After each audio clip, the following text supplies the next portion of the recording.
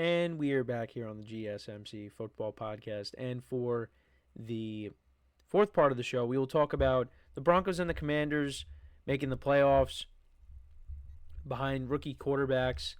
And, could these teams possibly make a run in the playoffs? Now, before we get into that, it's just, let's just, I want to bring up the Giants for a second. So, in terms of winning percentage, they have the toughest schedule going into the 2025 season. The teams that they will be going up against combined this year had a winning percentage of .574. Like, you would think because of the way their season went that they would maybe have, a slightly easier schedule. No. They will be playing the AFC West next year. They will be playing, I believe, the NFC North next year. They also got the 49ers on the schedule as well.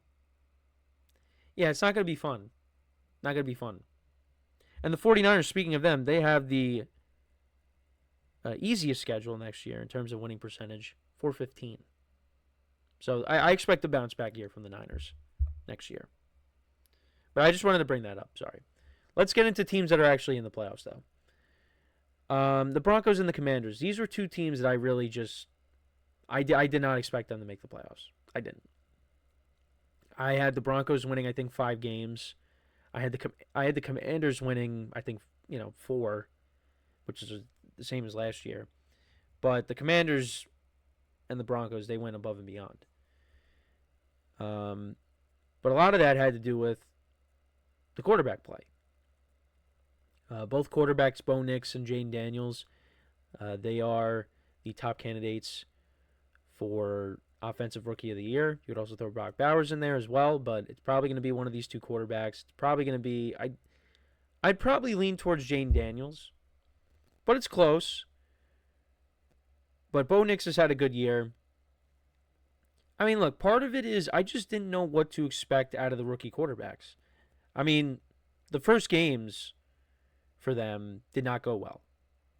The Broncos, they lost to the Seahawks in Seattle, and the Commanders, they got blown out by the Bucs. And I mean, again, it's one game, but their seasons didn't get off to the best starts. But Bo Nix, so he finished with 29 touchdowns to 12 picks, 3,700 yards passing.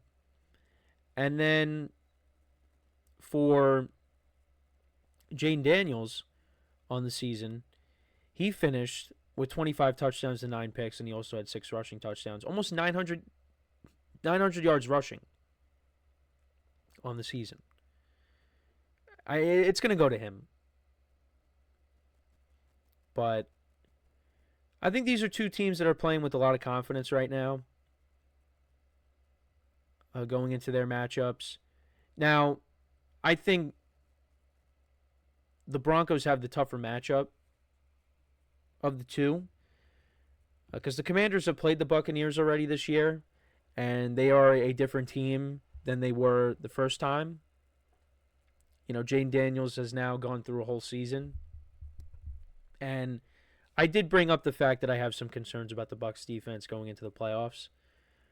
So I think the Commanders have a chance to upset the Buccaneers. Now, do I think the Broncos have no chance in their game against the Bills? No, they have a chance. But of the two games, the Broncos have the tougher matchup.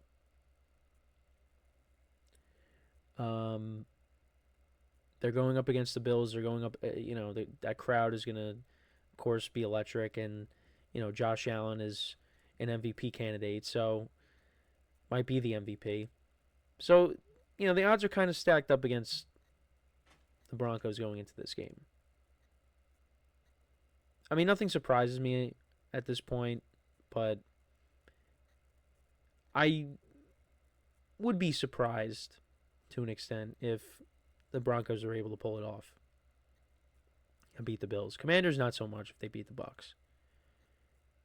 But, we'll see.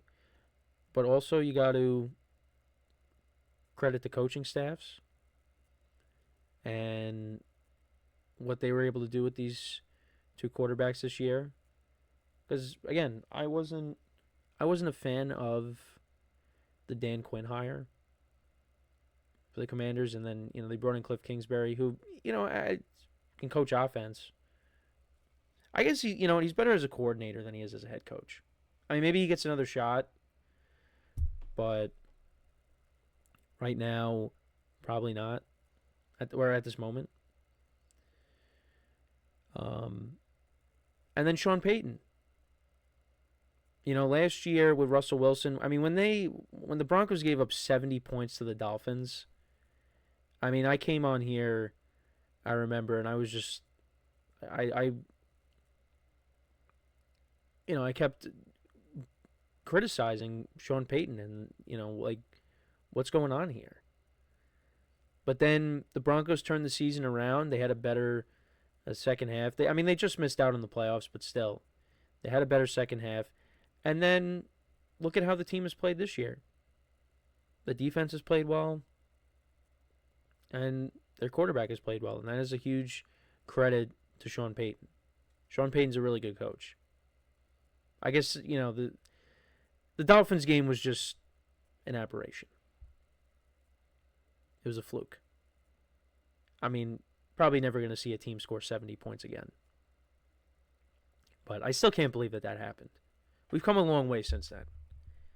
And yeah, you got to give credit to all the credit in the world to Sean Payton and to Dan Quinn and his staff, because they've turned these teams around. Because the team that I root for, they've kind of been going through, and again, I bring them into the discussion, but they've been going through the same thing over and over and over again. Commanders, it took 1 year. And look at them. Last year, they finished with 4 wins. This year, they got 12 wins. And, yeah, they're on the come up. And, some of the moves they made in the offseason, they signed a lot of veteran guys. Bobby Wagner, Zach Ertz, Austin Eckler. And, we kind of dismissed those moves because we're like, well, these guys are kind of past their prime. I mean, sure, maybe that, having veteran leadership helps, but again, I didn't expect the Commanders to win 12 games. But you also had Terry McLaurin. He had a huge year because now he has his quarterback. They do have a nice duo with Eckler and, of course, Brian Robinson Jr. The defense has played better. And actually, we're going to get to see, I didn't even think about this, but we're going to see Marshawn Lattimore match up against Mike Evans in this game. And they have had a huge history, or a long history, when he was with the Saints. So that's a matchup to pay attention to. But, yeah, no, these were two teams that I really just, I took, look at their schedules and was like, yeah, probably not going to be that good. But also, like I said, I didn't know how the rookie quarterbacks were going to be. And it took some time, but they settled in. They both got better as the year went along. I mean, I think it took a little bit more time for Bo Nix, but no, they both look really good. And I mean, again, I've said it so many times. This draft class looks really good. And if J.J. McCarthy turns out to be good too, that's just another quarterback to add to it. Wherever he ends up, if he's still with the Vikings or if somebody trades for him. But I do think when you look at these two teams, they do pose a threat. I could definitely see, I don't know if both of them are going to move on this weekend, but I could definitely see at least one of these teams moving on to the next round. I mean, I'm just excited for the playoffs in general. Playoffs, for the most part, are always good. So, but, yeah, I give these teams and their coaching staffs and their quarterbacks ton of credit because I didn't see it coming. I had both of these teams finishing in last in their division. I mean, I know the Broncos are playing against the Chiefs' backups, but they shut them out. And Bo Nix torched them. Now, I think if the Broncos move on and they go up against the Chiefs, because the Broncos would definitely play against the Chiefs if they win, they would give the Chiefs problems in that game. Because, you go back to the game they lost, I forget what week it was, but the Broncos were going to win that game. But then the Chiefs blocked the field goal. Had the Chiefs not have done that, Broncos would have swept the season series. There's a part of me that thought, had the Chiefs played their starters the whole game, part of me thought that maybe they probably still win. But we'll never know. We'll see what happens if they do match up against each other, but that would mean that the Broncos would have upset the Bills. But I do give them a chance against the Bills, but again, I wouldn't lean towards picking them. That's my thoughts. But the Commanders, I could see, just because they played the Bucs already, and they're a different team than they were when we saw them way back in Week 1, that matchup.